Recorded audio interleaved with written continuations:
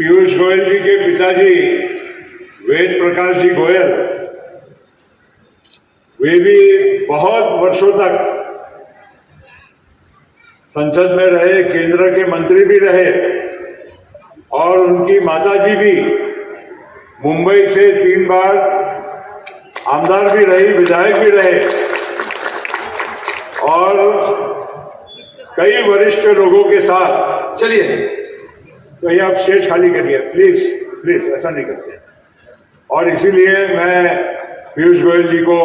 निमंत्रित करता हूं कि आपको सब केंद्रीय वाणिज्य उद्योग मंत्री प्रफुल्ल पटेल जी के अभिन्न मित्र, जोरदार तालियों से पीयूष गोयल जी को ऐसा लगना चाहिए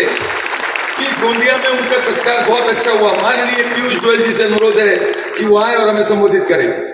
आज के इस महत्वपूर्ण स्वर्गीय मनोहर भाई पटेल स्मृति स्मरण पदक वितरण समारोह में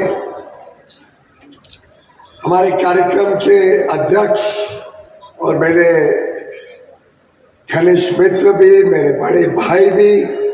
और जिनसे मैंने बहुत कुछ सीखा है और आज भी बहुत कुछ सीख रहा हूं, ऐसे मेरे भाई प्रफुल्ल पटेल जी, पूर्व केंद्र मंत्री, सांसद, और अभी अभी हम यहाँ आते हुए देख रहे थे कि हमें कोई और नाम नहीं दिखा जो 34 वर्ष तक 1991 से 1991 से 2025 तक 34 वर्ष, मुझे तो अभी ध्यान नहीं आ रहा है कोई और सांसद एक भी दिन बिना कोई बीच में रुकावट के लगातार 34 वर्ष जो सांसद रहा। ये आपके कार्यशैली का,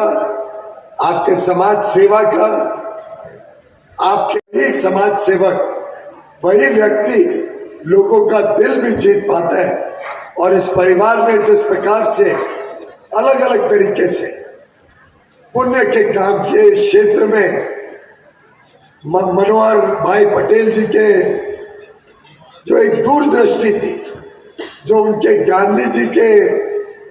लक्ष्य, गांधी जी के मूल्यों को अपनाते हुए कार्य के बारे में मैंने सुना, मैं समझता हूं कि कभी भी विकास की राजनीति और विकास का काम दूसरे कोई और तंत्र से राजनीति में ज्यादा लाभ देता है। राजनीतिज्ञों के लिए एक मिसाल है, एक लेसन है, सीखने के लिए है कि जो विकास करेगा, जो जनता की सेवा करेगा, जनता के बीच में रहेगा, जनता के जीवन को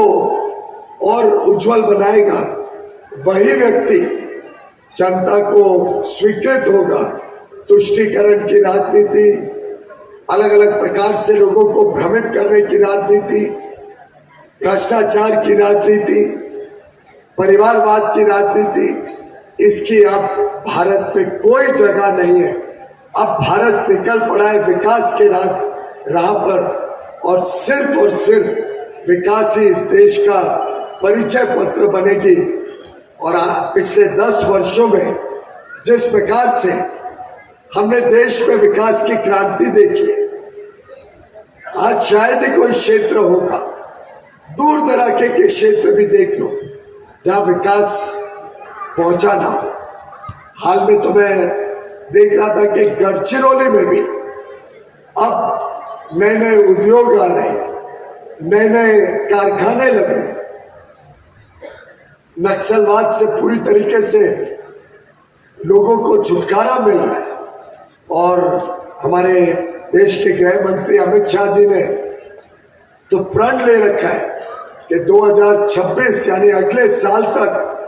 पूरे देश को नक्सलवाद से मुक्ति दी जाएगी। पूरे देश में किधर भी नक्सलवादी ताकतों को खड़े रहने की भी जगह नहीं मिलेगी। ये इस देश का सामर्थ्य है, ये इस देश का संकल्प है। एक जमाना था जब रोजमर्रा की वस्तु, रोटी, कपड़ा, मकान, स्वास्थ्य, शिक्षा, बिजली, सड़क,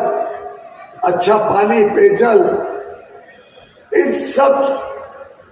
रोजमर्रा की जरूरतों से लोग वंचित रहते थे, पीड़ित रहते थे। मैं समझता हूं अब देश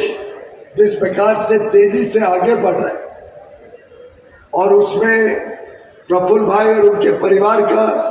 राजेंद्र जैन जी और उनके लड़के का जो सामान्यतः रोज यहाँ पे कार्यों को देखते हैं, प्रफुल्ल भाई के बिहाफ पर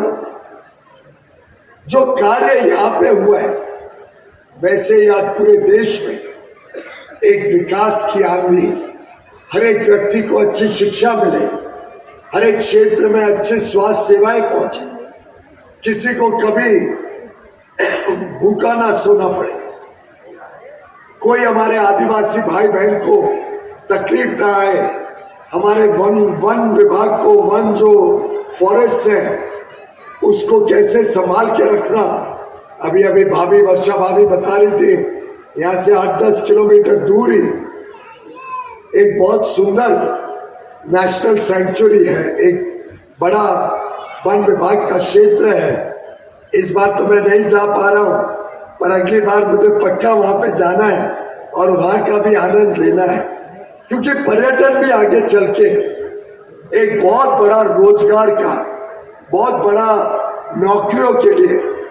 अवसर खोलने वाला क्षेत्र है। मैं आते हुए प्रफुल्ल भाई को जब बात हो रही थी, बता रहे थे यहाँ आर्ट सिखाया जाता है, science, commerce, electronics engineering, mechanical engineering, अलग अलग प्रकार के लोगों को शिक्षा दी जा रही है। तो मैं उनसे अनुरोध कर रहा था कि एक और यहाँ पे शुरू किया जाए नर्सिंग कॉलेज। और मुझे आपको बताते हुए खुशी होती है, प्रफुल्ल भाई ने एक क्षण नहीं लिया सोचने का भी, उन्होंने कहा पक्का यहाँ पे नर्सिंग कॉलेज भी खोलेंगे। और आपको बधाई देता हूँ प्रफुल्ल भाई, यही बड़ा दिल आपका, आपकी पहचान है। और मित्रों, नर्सिंग की इतनी सख्त आवश्यकता है, केयर गिवर्स की, जो वृद्ध लोगों का ध्यान रख सके, उसकी इतनी बड़ी आवश्यकता है। अस्पतालों में नर्सेस की इतनी कमी है कि जितने नर्सेस बनाओगे आप यहाँ से, उतने लोगों को और अवसर मिलेंगे। और अगर उसके साथ आप जापानीज, जर्मन, स्पेनिश, फ्रेंच, इन भाषाओं के लिए भी चिंता करें, इसकी भी ट्रेनिंग दें, इसका भी कौशल हमारे युवा युवतियों को दें, तो आपको मैं बता सकता हूं, क्योंकि मेरा तो रोजमर्रा का काम पड़ता है,